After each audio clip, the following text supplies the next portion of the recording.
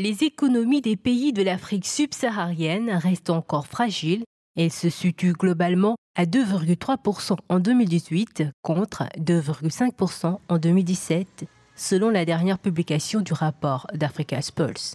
Une baisse qui persiste pendant que la population de l'Afrique subsaharienne ne cesse d'accroître. En dépit des prévisions régionales optimistes pour 2019, la croissance économique ne parvient pas à franchir la barre des 3% depuis 2015. Les investisseurs ne sont pas africains, ne sont pas sénégalais, ne sont pas ivoiriens, ne sont pas ghanéens. Pour la plupart, il est bien évident que le retour sur investissement sort également de ces pays-là. D'où donc les variations justement dans le taux de la croissance d'une année à une autre. Il y a des moments où il y a une embellie, il y a d'autres moments où effectivement les choses baissent. Plusieurs causes sont à l'origine de la fragilité des économies d'Afrique subsaharienne, partant de l'instabilité macroéconomique caractérisée par les dettes au déficit budgétaire, en passant par une inflation supérieure à 2 chiffres.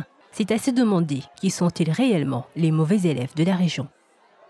Certains autres pays sont un peu défavorisés par leur taille, ou bien des fois par le Mozambique aujourd'hui par des conditions climatiques assez désastreuses. La digitalisation semble être une alternative pour redynamiser les économies africaines. Pour la Banque mondiale, c'est un levier essentiel pour une croissance inclusive, mais aussi un facteur de création d'emplois.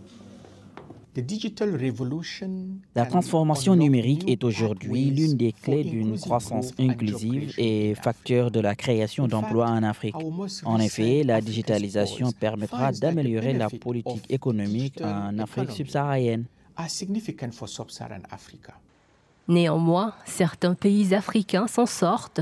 Ceux qui ont des économies moins tributaires des ressources naturelles, notamment les pays ayant affiché de solides perspectives en 2018.